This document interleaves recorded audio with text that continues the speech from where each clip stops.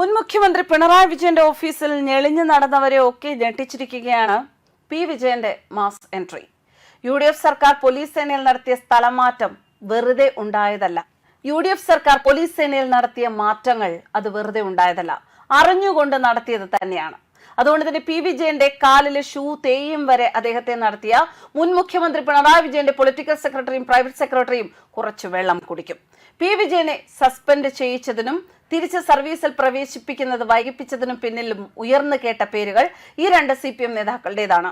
അന്യായമായ സസ്പെൻഷൻ പിൻവലിച്ചു കിട്ടാൻ വേണ്ടി മുഖ്യമന്ത്രിയുടെ ഓഫീസിൽ നിരന്തരം കയറിയിറങ്ങിയിട്ടും പി ശശിയും KK രാഗേഷും അനങ്ങിയിരുന്നില്ല. ഏറെ കഷ്ടപ്പെട്ടാണ് പി വിജയൻ സർവീസിൽ തിരിച്ചു കയറിയത്. അന്ന് പിണറായിക്ക് മുൻപിൽ ഒരു വലിയ പുകമറ കെട്ടി ഭരണം നടത്തിയിരുന്ന പൊളിറ്റിക്കൽ സെക്രട്ടറിയും പ്രൈവറ്റ് സെക്രട്ടറിയും സ്വപ്നം പോലും കണ്ടിട്ടുണ്ടാവില്ല ഇങ്ങനെ ഒരു ഭരണമാറ്റം. സസ്പെൻഷൻ പിൻവലിച്ച് പി വിജയനെ സർവീസിൽ തിരിച്ചെടുത്ത ശേഷം സംസ്ഥാന ഇന്റലിജൻസ് മേധാവിയായി വച്ചതുപോലും വേറെ ആളില്ലാത്തത് കൊണ്ടാണ് എന്നായിരുന്നു അന്ന് മുഖ്യമന്ത്രിയുടെ ഓഫീസിലുള്ളവർ നൽകിയിരുന്ന പരിഹാസ ഭാഷ്യം. വിജയന്റെ ഇന്റലിജൻസ് ഞങ്ങൾ മുഖവിലക്ക് എടുക്കാറില്ല എന്ന് മറ്റ് IPSകാരോട് പോലും അവർ തുറന്നു പറഞ്ഞു.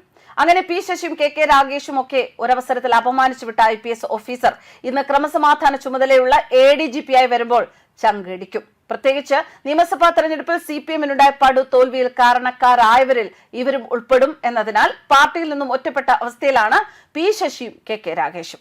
പിണറായിയെ മുൻനിർത്തി ഒരു സമയത്ത് നാട് കുട്ടിച്ചോറാക്കി ഭരിച്ചവർ CPMൽ നിലനിൽപ്പിനായി പോരാടുമ്പോൾ മാറിയ രാഷ്ട്രീയ സാഹചര്യമാണ്. ഈ സാഹചര്യത്തിൽ പ്രതികാരം ചെയ്യാൻ കിട്ടുന്ന ഒരവസരവും വിജയൻ പാഴാക്കാൻ ഒരു സാധ്യതയുമില്ല. പി ശശിക്കെതിരെ 3 പരാതികളാണ് നിലവിലുള്ളത്. അതിലൊന്ന് ചെന്നൈ സ്വദേശിയായ വ്യവസായിയുടേതാണ്.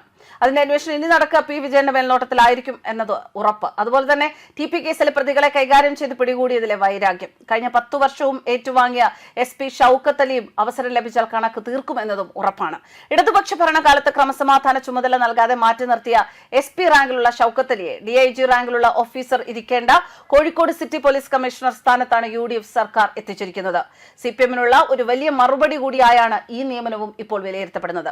മുൻ പൊളിറ്റിക്കൽ സെക്രട്ടറി പി ശശി അധികാരങ്ങൾ വാരിക്കോരി നൽകി പോലീസ് ആസ്ഥാനത്ത് പ്രതിഷ്ഠിച്ചിരുന്ന ADGP ആണ് S ശ്രീജിത്ത് എന്ന വിലയിരുത്തലുകൾ ഉണ്ടായിരുന്നു. അദ്ദേഹത്തെ പോലീസ് സേനയിൽ നിന്ന് തന്നെ ഒഴിവാക്കിയാണ് ആഭ്യന്തരമന്ത്രി രമേശ് ചെന്നിത്തലയുടെ പുതിയ നിലപാട്. ക്രമസമാധാന ചുമതലയിൽ S ശ്രീജിത്തിനെ നിയമിക്കാൻ ഭരണപക്ഷത്തെ പ്രമുഖരും ചില സാമുദായിക നേതാക്കളും സമ്മർദ്ദം ചെലുത്തി എന്നാണ് കേൾക്കുന്നത്. എന്നാൽ അതൊന്നും തന്നെ ആഭ്യന്തരമന്ത്രിയും മുഖ്യമന്ത്രിയും മുഖവിലയ്ക്ക് എടുത്തിട്ടില്ല.